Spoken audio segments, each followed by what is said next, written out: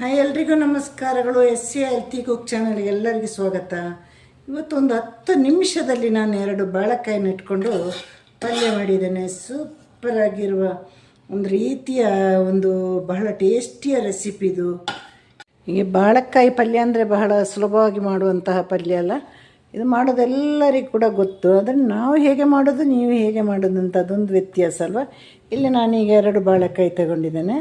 ಮೊದಲು ಬಾಳೆಕಾಯಿನ ಚೆನ್ನಾಗಿ ತೊಳೆದು, ಧೂಳೆಲ್ಲ ಕೂತಿರ್ಬೋದಲ್ವ, ಹಾಗೆ ಬಾಳೆಕಾಯಿನ ತೊಳೆದು ನಾವು ಮತ್ತೆ ಅದನ್ನು ನಮಗೆ ಬೇಕಾದ ರೀತಿಯಲ್ಲಿ ಕಟ್ ಮಾಡುವ.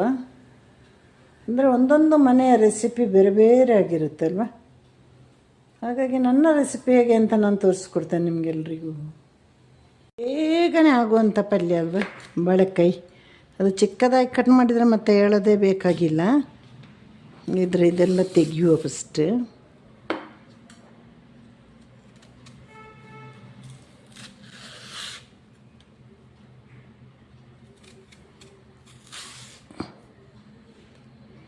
ಇದರಲ್ಲಿ ಒಂದು ಅಂಟಿರುತ್ತಲ್ವ, ಹಾಗಾಗಿ ಇದನ್ನು ಹೀಗೆ ಸಿಪ್ಪೆ ತೆಗೆದ ಮೇಲೆ 5 ನಿಮಿಷ ನೀರಲ್ಲಿ ಹಾಕಿಡಬೇಕು.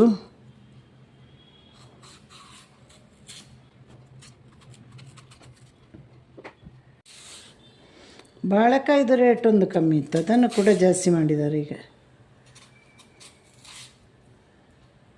ಎಷ್ಟು ರೇಟ್ ಆದರೂ ನಾವು ತಿನ್ನಬೇಕಲ್ವ. 2 ತಿನ್ನೋ ಕಡೆ 1 ತಿಂದರೆ ಸಾಕು, ಅಷ್ಟೇ ಮಾಡಬೇಕಾಗಿರೋದಲ್ಲ.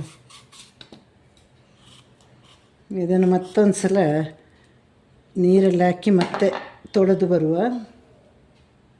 ನಾನು ತುಂಬ ಚಿಕ್ಕದಾಗಿ ಕಟ್ ಮಾಡ್ತೇನೆ, ಯಾಕೆಂದರೆ ನನಗೆ ಅಡುಗೆ ಎಲ್ಲ ಬೇಗ ಬೇಗ ಪಟಪಟ ಅಂತ ಆಗಬೇಕು. ಹಾಗೆ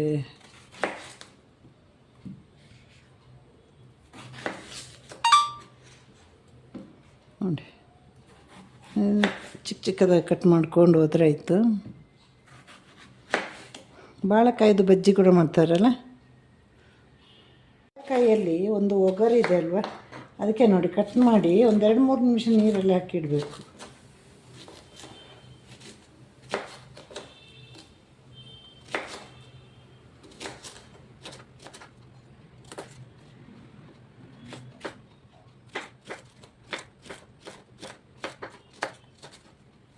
ಬಾಳೆಕಾಯಿ ಕಟ್ ಮಾಡಿದ್ದಾಯಿತು ನನಗೆ ಬೇಕಾದ ಸೈಜಲ್ಲಿ. ಇದನ್ನು ದಪ್ಪ ದಪ್ಪ ಕಟ್ ಮಾಡಿ ಪಲ್ಯ ಮಾಡೋರು ಕೂಡ ಇದ್ದಾರೆ. ಇದನ್ನೀಗ 3 ನಿಮಿಷ ನೀರಲ್ಲಿ ಹಾಕಿಡುವ. ಇವಾಗ 1-2 ನಿಮಿಷ ಇದು ನೀರಲ್ಲಿ ತೇಲಾಡ್ತಾ ಇರಲಿ, ಆಗ ಇದರ ಒಗ್ಗರೆಲ್ಲ ಹೋಗಿರುತ್ತೆ.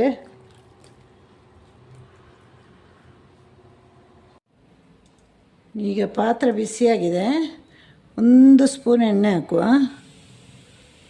ಒಂದೊಂದು ಸಲ ನಾನು ಯೋಚನೆ ಮಾಡ್ತೀನಿ, ಲ್ಯಾಮಿನೇಷನ್ ಪಾತ್ರೆಯಲ್ಲಿ ಅಡುಗೆ ಮಾಡಬೇಕಂತ. ಏನೋ ಒಂದು ರೀತಿ ಭಯ. ಲ್ಯಾಮಿನೇಷನ್ ಪಾತ್ರೆ ಅಂದರೆ ಮತ್ತೆ ಸ್ವಲ್ಪ ಹಳೆದಾಗುವಾಗ ಚೇಂಜ್ ಮಾಡಿ ಮತ್ತೆ ತಗೊಳ್ಬೇಕು, ಇಲ್ಲಾಂದರೆ ಅದು ನಮ್ಮ ಹೊಟ್ಟೆ ಒಳಗಡೆ ಕೂಡ ಹೋಗುತ್ತಲ್ಲ. ಈಗ ನಾವು ಎಣ್ಣೆ ಬಿಸಿದ ತಕ್ಷಣ ಸಾಸಿವೆ, ಕಡಲೆಬೇಳೆ, ಉದ್ದಿನಬೇಳೆ ಹಾಕುವ.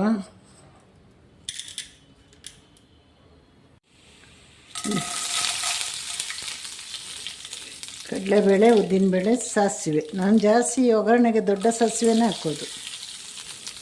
ಉಪ್ಪಿನಕಾಯಿಗೆಲ್ಲ ಚಿಕ್ಕ ಸಾಸಿವೆ ಹಾಕಬೇಕು. ಈಗ ಬಾಳೆಕಾಯಿನ ಹಾಕುವಲ್ಲ.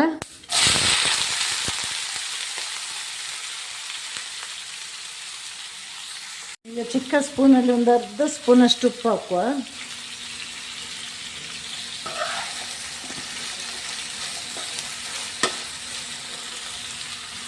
ಪುನಃ ಅರಿಶಿನ ಪುಡಿ ಹಾಕುವ. ಈ ಕಣ್ಣು ಮುಚ್ಚಿ ತೆಗೆಯೋದ್ರೊಳಗಡೆ ಬಾಳೆಕಾಯಿ ಪಲ್ಯ ಆಗುತ್ತಲ್ಲ, ಅದೇ ಒಂಥರ ಖುಷಿಯಾಗುತ್ತೆ. ಬೇಗ ಕ್ವಿಕ್ಕಾಗಿ ಆಗುವಂಥ ಪಲ್ಯ. ಸ್ವಲ್ಪ ಚಿಲ್ಲಿ ಪುಡಿನೂ ಕೂಡ ಹಾಕ್ಬೋದು.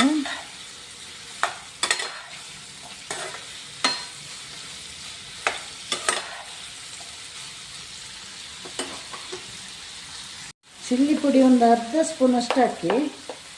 ಇದೆಲ್ಲ ತುಂಬ ಖಾರ ಮಾಡೋದಿಲ್ಲ ಅವರು, ಅರ್ಧಕ್ಕಿಂತ ಕಮ್ಮಿ ಹಾಕಿದರೂ ತೊಂದರೆ ಇಲ್ಲ. ಈಗ ಎಣ್ಣೆಯಲ್ಲೇ ಇದು ಸ್ವಲ್ಪ ಫ್ರೈ ಆದಮೇಲೆ ಮತ್ತೆ ನಾವು ನೀರು ಹಾಕುವ. ಏನೋ ಎಲ್ಲ ಹಾಕಿ ಆಯಿತು. ಕೊನೆಯಲ್ಲಿ ನಾವು ಇದು ಬೆಂದ ಮೇಲೆ ತೆಂಗಿನ ತುರಿ ಹಾಕಲಿಕ್ಕಿದೆ.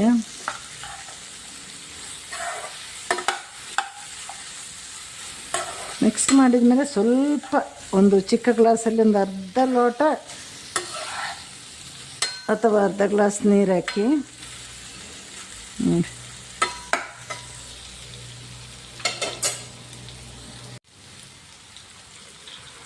ಈಗ ನೀರು ಹಾಕಿ ಮೀಡಿಯಮ್ ಫ್ಲೇಮಲ್ಲಿ ಇಟ್ಬಿಡಿ. ಅಷ್ಟೊತ್ತಿಗೆ ಸೂಪರಾಗಿ ಬೇಯುತ್ತೆ. ನಾವು ತೆಂಗಿನಕಾಯಿ ತುರಿದು ಬರುವಾಗ ಬೆಂದಿರುತ್ತೆ ಇದು.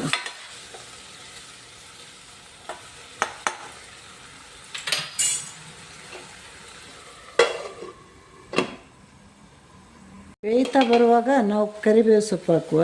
ನೋಡಿ ಈಗಾಗಲೇ ಬೆಂದಾಗಿದೆ ಅದು. ಒಂದು ಅರ್ಧ ಬೆಂದಿದೆ, ಮುಕ್ಕಾಲು ಬೆಂದಿದೆ, ಅರ್ಧನೂ ಅಲ್ಲ. ಈಗ ತೆಂಗಿನ ತುರಿಯನ್ನು ಪುಡಿ ಮಾಡಬೇಕು. ಒಂದೆರಡು ಬೆಳ್ಳುಳ್ಳಿ, ಸ್ವಲ್ಪ ಜೀರಿಗೆ ಹಾಕಿ ಒಂದು ಚಿಕ್ಕ ಜಾರಲ್ಲಿ ಒಂದು ರೌಂಡ್ ಬರಿಸಬೇಕು. ಆಗಲೇ ಚೆನ್ನಾಗಿರೋದು ಪಲ್ಯ. ಹಾಗೆ ತುರಿದು ಹಾಕಬಾರ್ದು.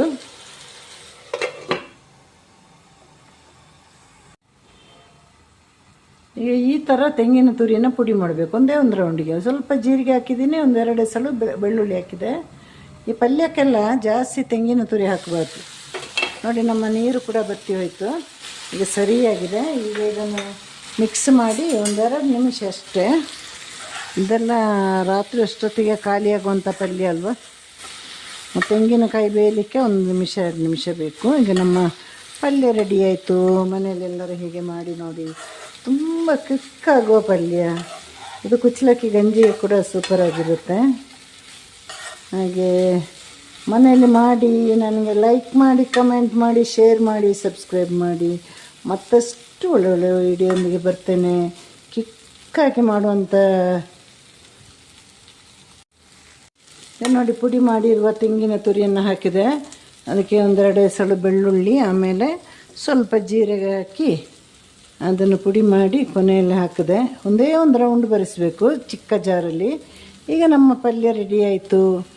ಇದು ಕ್ವಿಕ್ಕಾಗಿ ಮಾಡುವಂಥ ಪಲ್ಯ. ಎಲ್ಲರೂ ಕೂಡ ಮನೆಯಲ್ಲಿ ಮಾಡಿ ಚಪಾತಿ, ದೋಸೆ, ಕುಚ್ಚಲಕ್ಕಿ ಗಂಜಿಗೆಲ್ಲ ಸೂಪರಾಗಿರುತ್ತೆ.